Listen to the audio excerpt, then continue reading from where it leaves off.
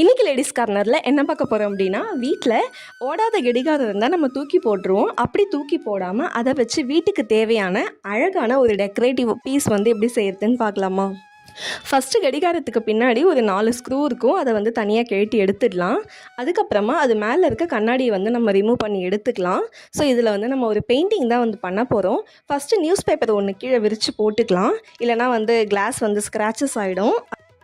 அடுத்து வந்து இதில் பெயிண்ட் வந்து என்ன மாதிரியான பெயிண்டிங் பண்ண போகிறோம், ஒரு நேச்சர் ஐட்டம்ஸாக. ஸோ உங்களோட வால் என்ன கலரோ அதுக்கு கான்ட்ராஸ்டான கலரில் ஏதாவது நீங்கள் வந்து நேச்சரோ இல்லை ஃப்ளாஸோ உங்களுக்கு பிடிச்ச மாதிரி ஏதாவது பண்ணிக்கலாம். இது வந்து நம்ம செய்கிறதுக்கு வந்து ரொம்ப பெருசாக பெயிண்ட் பண்ண தெரிஞ்சிருக்கணும், ரொம்ப ப்ரொஃபஷ்னலாக அப்படிலாம் கிடையாது. சும்மா நமக்கு தெரிஞ்ச அளவுக்கு நம்ம பண்ணால் போதும்.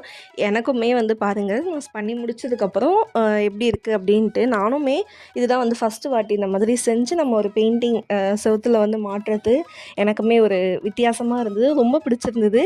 ஃபஸ்ட்டு வந்து நான் ஒரு ரெட் கலர் வந்து எடுத்திருக்கேன்.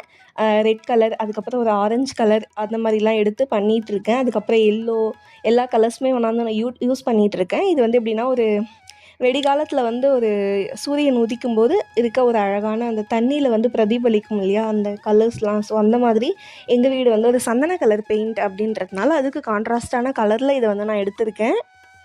இது வந்து நான் வேறு மாதிரி ஸ்டார்ட் பண்ணேன், கடைசியில் அது வேறு மாதிரி முடிஞ்சுது. ஆனாலுமே வந்து ரொம்பவே நல்லா இருந்தது.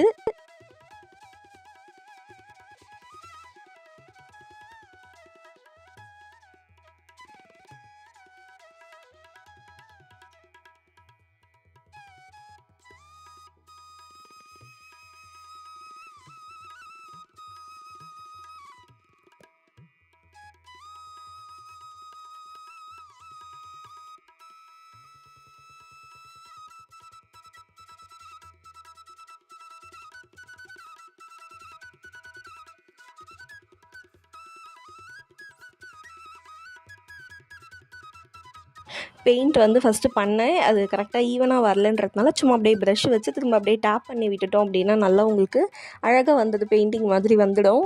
சென்டரில் வந்து பார்த்திங்கன்னா திரும்ப வந்து நான் ஆரஞ்சு வித் எல்லோ மிக்ஸ் பண்ணி வந்து அடிச்சிருக்கேன்.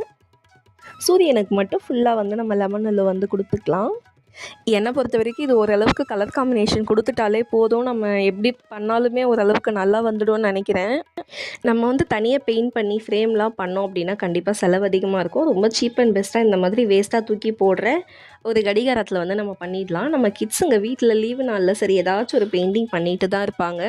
அது வந்து பேப்பரோட பேப்பராகவே போயிடும், நோட்டில் இருக்கும். நீங்கள் வந்து அதில் ஒரு நல்ல பெயிண்டிங் அவங்களுக்கு எடுத்து, இல்லை அவங்களோட ஃபஸ்ட்டு வரைகிற ட்ராயிங்ஸ் அந்த மாதிரி எடுத்து நீங்கள் இந்த மாதிரி ஃப்ரேம் பண்ணி மாட்டலனாலும் இந்த மாதிரி கடிகாரத்தில் வச்சு மாட்டி கொடுத்தீங்க அப்படின்னா அவங்களுக்கு பார்க்க ரொம்ப சந்தோஷமாக இருக்கும். அவங்களுக்கு இன்னும் பெயிண்ட் பண்ணணும் அப்படின்ற ஒரு ஆர்வமும் அதிகமாகும். நீங்கள் பெயிண்ட் பண்ணலனா கூட உங்கள் வீட்டில் குழந்தைங்க பண்ணியிருக்க பெயிண்டிங்கை இந்த மாதிரி அந்த கண்ணாடிக்கு பேக் சைடில் கூட அந்த பேப்பரை நீங்கள் வச்சு இந்த மாதிரி ஃப்ரேம் மாதிரி ரெடி பண்ணிக்கோங்க. கையில் கிடைக்கிற கலர்ஸ் எல்லாம் தூக்கி போட்டு அப்படி பெயிண்ட் பண்ணி பார்த்தேன், ஓரளவுக்கு வந்துருச்சு. அதுக்கப்புறம் இப்போ தென்னை மரம் மட்டும் 2 வந்து நம்ம வரைஞ்சிக்கலாம். கிளாஸில் பெயிண்ட் பண்ணுறது இதுதான் ஃபஸ்ட்டு டைம். நான் நினச்சேன் வந்து பெயிண்ட் பண்ணி முடிச்சதுக்கப்புறமா கிளாஸை வந்து அப்படியே திருப்பி நம்ம போட்டுக்கலாம், டஸ்ட் ஆகாது அப்படின்னு நினச்சேன். ஆனால் பண்ணி முடிச்சதுக்கப்புறம் அப்படியே வச்சா தான் அது நல்லா இருந்தது. பேக்கில் அவ்வளோவா வந்து நமக்கு தெரியல டிசைன்ஸு. எப்படி கழட்டினமோ அதே மாதிரி திரும்ப போட்டு நம்ம மாட்டிட்டோம். பண்ணி முடிச்சதுக்கப்புறம் எனக்கே ஷாக் ஆகிடுச்சு, ஏன்னா அவ்வளோ அழகாக இருந்தது. இனிமேல் உங்கள் வீட்லேயுமே இந்த மாதிரி வேஸ்ட்டாக தூக்கி போடுறதுக்கு கடிகாரம் வச்சுருந்தீங்கன்னா தூக்கி போடாதீங்க. உங்களுக்கு தெரிஞ்ச மாதிரி நீங்கள் வந்து பெயிண்ட் பண்ணிக்கோங்க. இந்த வீடியோ உங்களுக்கு பிடிச்சிருக்குன்னு நினைக்கிறேன். உங்களுக்கு பிடிச்சிருந்தா கமெண்ட் பண்ணுங்கள். அடுத்த வீடியோவில் பார்க்கலாம். டாடா.